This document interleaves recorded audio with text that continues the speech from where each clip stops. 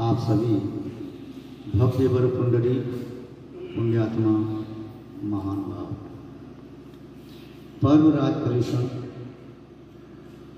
आत्म जागृति का शुभ संदेश लेकर के भव्य जीवों के द्वार पर दस्तक दे रहे हैं। भव्य जो अपने हृदय के कपाट बंद करके सो रही हैं, उन्हें तो एहसास भी नहीं हो रहा कि पर्युषण पर्व चल रहे हैं।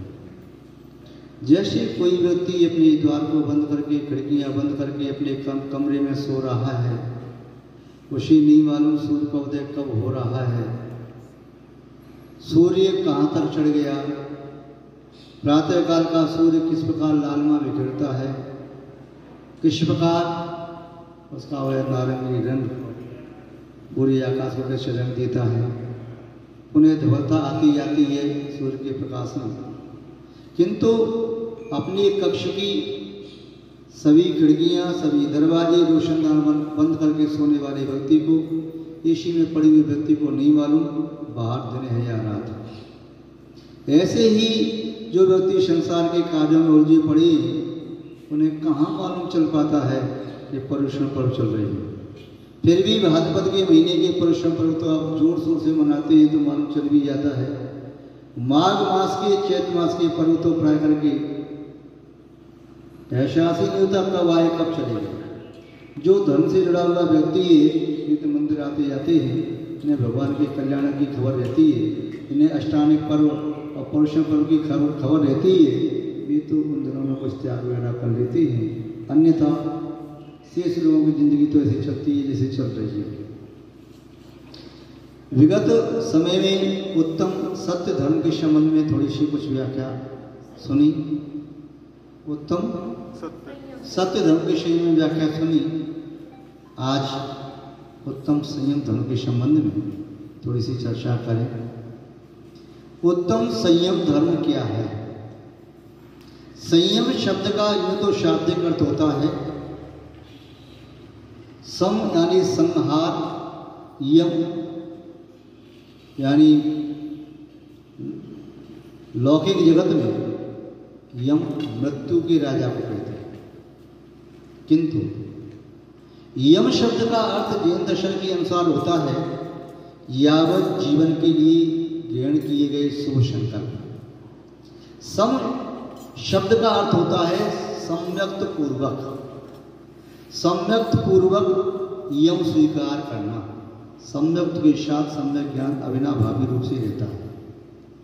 तो सम्यक पूर्वक, सम्यक ज्ञान पूर्वक यावत जीवन के लिए 5 महाभूत की साधना करना संयम कहलाता है। दूसरा अर्थ है सम यानी समीचीन या संयम। यावत जीवन के लिए संयम को स्वीकार करना, और संयम का अर्थ होता है 5 इंद्रिय निरोध और मन पर विजय, 5 इंद्रिय विजय, मनोविजय और 6 काय जीवों की रक्षा। इसीलिए संयम 2 प्रकार के कहते हैं आप। काय क्षम प्रतिपाल, 5 इंद्रिय मन बस करो, संयम रत्न समार, विषय चोर बहु फिरत हैं। इस संसार में आपकी चेतना की निधि को लूटने वाली 5 इंद्रिय विषय रूपी चोर आसपास घूम रहे हैं। थोड़े से भी आप चूके आपके संयम की निधि को लूट करके ले जाएंगे। इसलिए क्या करना है? 5 इंद्रिय मन बस करो और काय क्षम प्रतिपाल, और 6 प्रकार के जीवों की रक्षा। पृथ्वी काय, जल काय, अग्नि काय, वायु काय, वनस्पति काय और तर्श काय, 6 जीव। स्पर्शन इंद्रिय, रसना इंद्रिय, घ्राण इंद्रिय, चक्षु इंद्रिय, कर्ण इंद्रिय और मन अनिंद्रिय। इन 6 पर विजय प्राप्त करना। ये 12 प्रकार का संयम होता है। इन 12 प्रकार के नियम को यावत जीवन के लिए स्वीकार करना संयम साधना करता है। और जो व्यक्ति इस प्रकार का संकल्प लेता है, उसका कोई भी चोर चोरी नहीं कर पाता। जो जागरूक रहता है, तैयार रहता है, बाहर से कौन आया कौन गया, जिस व्यक्ति के महल पर गार्ड वो गश्त लगा रहा है, वॉचमैन देख रहा है, कैमरा लगी, मेन गेट पर कौन आया कौन गया, ऑपरेशन एक्टिविटी देख रहा है मालिक, और गश्त लगाने वालों को देख रहा है कौन आ रहा है कौन जा रहा है, और सब सीसी कैमरा में सब कैच होता जा रहा है। इसलिए कोई भी गार्ड लापरवाही नहीं कर रहा। वेल गार्ड भी अपने पास बंदूक रखी हुई है, बिल्कुल तान करके, सामने से कोई व्यक्ति आने का खतरा है तो फिर हवाई फायर कर देता है। ऐसी व्यक्ति की यहाँ चोर चोरी करने कैसे आएगा? अर्थात जो संयमी बन गया है, जागरूक है, तपस्या कर रहा है, जिसके चारों कसाय शमन कर दिए हैं, ऐसे व्यक्ति की निधि को कोई चोर चुरा नहीं सकता। कौन सी निधि? आत्मा की निधि, संयम की निधि। महान भाव। 3 प्रकार का संयम वर्त है। मनोसंयम, वचन संयम, काय संयम। संयम का अर्थ होता है नियंत्रण। बिना ब्रेक की गाड़ी कोई चलाना नहीं चाहता, कम स्पीड में भी नहीं। यानी अचानक कोई जानवर आए तो ब्रेक तो लगेगी नहीं, उसका एक्सीडेंट हो सकता है। अचानक कोई व्यक्ति रोड क्रॉस कर रहा हो, वाहन आ जाए किसी का स्पीड में, ब्रेक लग नहीं पाएगा, तो एक्सीडेंट संभावित है। यदि आपसे कोई कहे कि मैं यात्रा करने जा रहा हूँ, तुम मेरे साथ चलना चाहो तो चलो, तो आप सबसे पहले ये पूछो, बुद्धिमान हो तो गाड़ी ठीक ठाक है? हाँ गाड़ी ठीक है, बिल्कुल देख लो कोई कमी तो नहीं है। हाँ 2 कमी है। क्या? एक तो ब्रेक नहीं लगता है, एक हॉर्न नहीं बजता है। हॉर्न इसमें बजता ही नहीं है और ब्रेक लगता ही नहीं है।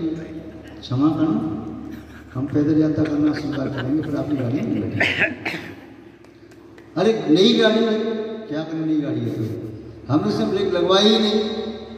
अभी हमें कुछ समय और जीना है, अभी हमें मृत्यु से दूर रहना है।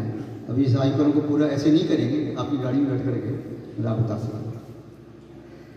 जैसे गाड़ी में ब्रेक जरूरी होता है, हाथी के लिए अंकुश जरूरी होता है, घोड़े के लिए लगाम जरूरी होती है, बैल की नाक में नाक डाली जाती है, गधे के लिए पेड़ लगाया जाता है, घोड़े को भी, ऊँट को भी, सबको नियंत्रण करने के लिए रस्सा आदि बांधते हैं।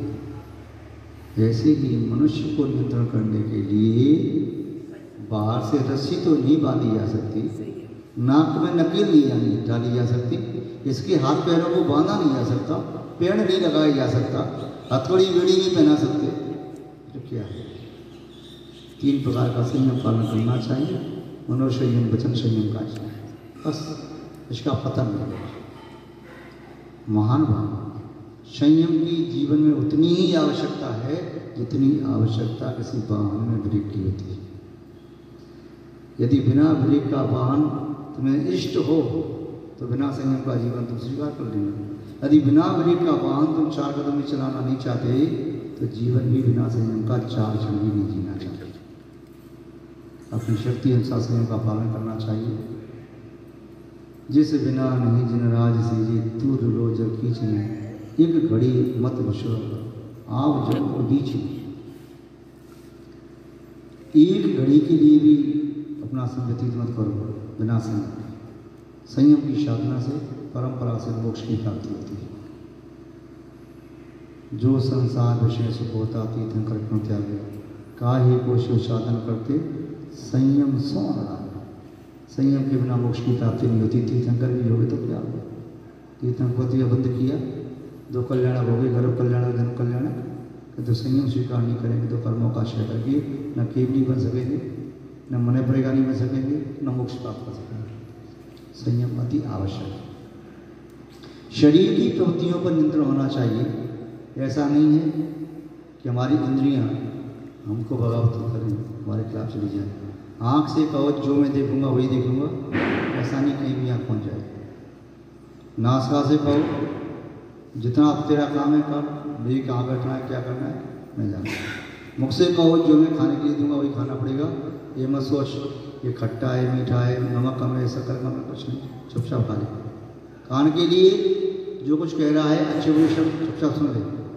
तो जो कुछ नहीं करना है तुम ना करो।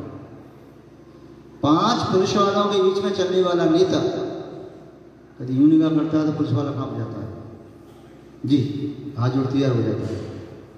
और 5 पुलिस वालों के बीच में चलने वाला एक कैदी, यदि कैदी इधर निगाह करता है तो पुलिस वाला डंडा उठा करके उसे पीठ में जड़ देता है। कहाँ देखता है, भागेगा क्या, जंजीर तोड़ेगा क्या। ये 5 पुलिस वाले हैं, 5 इंद्रिय और एक ये 5 के ऊपर हेड है मन, ये 6 हैं। ये 6 हैं, यदि इनको अपना गुलाम बनाना है तो राजनेता की तरह से मोक्ष के साम्राज्य प्राप्त करने के लिए ऐसे चलो सीना तान करके ये तो तुम्हारे साष्टांग प्रणाम करेंगे। और यदि तुम्हें कैदी बनना है तो बस उनकी मार खाते रहो जिंदगी भर, इसके अलावा कुछ मिलना नहीं है। यानी कि मन की कब तक करते रहोगे। तो विवेकी व्यक्ति वह कहलाता है जो नियंत्रण रखता है, अविवेकी वह कहलाता है जो इनके नियंत्रण में रहता है। या तो इंद्रियों पर नियंत्रण रखो, नहीं तो इनके नियंत्रण में रहना पड़ेगा। पास में हमारे एक राजा ने कहा इस बकरे को तृप्त कर दो। 100 जमींदारों को बुलाया, बकरा दे दिया, महीने भर बाद लेके आना, बकरा तृप्त होना चाहिए। जो बकरे को तृप्त कर देगा उस जमींदार को प्रमोशन करके मंत्री बना दूंगा। 100-200 जमींदार आए, बकरा ले गए, खूब खिलाया खूब खिलाया। लास्ट में लेकर के आए, राजा ने सबकी परीक्षा ली, बकरे के सामने हरी हरी घास रखी, खिला पिला के लाए, पेट भरा बकरे का, मुँह मारा नहीं, कभी दूध दिया मुँह मारने लगा, अनाज डाल दिया, दाना चुका मुँह मारने लगा। 100 जमींदार बिल्कुल असफल हो गए। एक जमींदार, बूढ़ा जमींदार, उसे पूछा तुम्हारा बकरा कहाँ? साहब है, कहाँ लाओ? तो बकरा लाए दरबार में। सब सोच रहे थे कि जब हम तप नहीं कर पाए क्या तप करेगा बूढ़ा। बूढ़ा जमींदार खड़ा हो गया, बकरे को लाए सामने और बूढ़े वृद्ध के हाथ में एक लाठी। उसने कहा मैं चल नहीं सकता, मैं लाठी लेके खड़ा हो गया बकरे के सामने। और राजा ने घास दिखाई, बकरे ने समाधि ले ली, आँख बंद करके बैठ गया। राजा ने दूध दिखाया, बकरे ने आँख खोली नहीं, देख करके फिर बंद कर दी। राजा ने कुछ और दिखाया, दाना चुका, बकरे ने फिर बैठ गया, आँख बंद करके देख करके बस योगी की तरह से। क्यों? उसने मुँह नहीं मारा। राजा ने पूछा क्या बात है, आपको मंत्री बना देंगे। पहले भी आप मंत्री थे, आज फिर मंत्री बनने लायक आप बन सकते मंत्री। बोले किंतु ये बताओ आपका बकरा तृप्त कैसे हो गया, कुछ खाता पीता नहीं? साफ बात ऐसी है, मैंने बकरी को अपने घर में सब कुछ खिलाया खिला करके मैं खेतों में ले जाता था, हरी हरी घास के बीच में, जहाँ मुँह मारा लाठी गिरती है ना, ये कस के लाठी मारता था। 2-4 दिन में समझ गया मुझे घर के बाहर पानी का घूंट नहीं मिलेगा, न दाना मिलेगा। मैंने मुंह खोला, मुंह खोलने के पहले लाठी पड़ी। इसलिए मेरा मुनासिब किया है, मैं घर से खाना अपना खिला के लाया, इसके सामने तो कुछ भी डाल दो, ये आँख खोल के बंद कर लेगा, मुँह तो खोलेगा ही नहीं। ऐसे ही है हम भी अपनी बकरों पर, यदि एक चावल लेके रखें कि तुझे जो मैं खिलाऊंगा वही खाना पड़ेगा, जहाँ खिलाऊंगा वही खाना पड़ेगा। ऐसा नहीं बाजार में खा, यहाँ खा, वही खा, अब मिठाई कभी फल कभी ये। अब ये बचपना निकल गया, बचपना आ गया, और थोड़ा सा इंद्रियों पर नियंत्रण जरूरी है। तो इंद्रियों पर संयम करने वाला व्यक्ति तो प्राणियों की रक्षा भी कर सकता है, जीव रक्षा कर सकता है। ये संयम की साधना प्रत्येक व्यक्ति को आत्म के लिए करना चाहिए।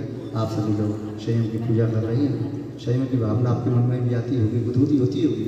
हम संयम धारण करें और मुनि बन करके उत्तम समाधि को प्राप्त करें। हम भी आपके प्रति ऐसी भावना बनाते हैं। आप सबका मंगल हो, शुभ कल्याण हो, इसी के साथ सत्संग विराम देते हैं। जय बोले श्री शांतनाथ भगवान की जय।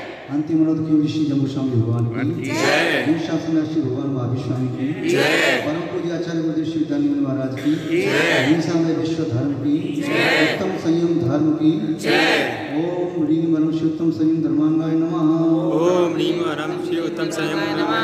ओम ह्रीम परम श्री उत्तम संयम धर्मांगाय नमः। ओम ह्रीम परम श्री उत्तम संयम धर्मांगाय नमः। ओम ह्रीम परम श्री उत्तम संयम धर्मांगाय नमः। ओम ह्रीम परम श्री उत्तम संयम धर्मांगाय नमः। उत्तम संयम धर्म की जय।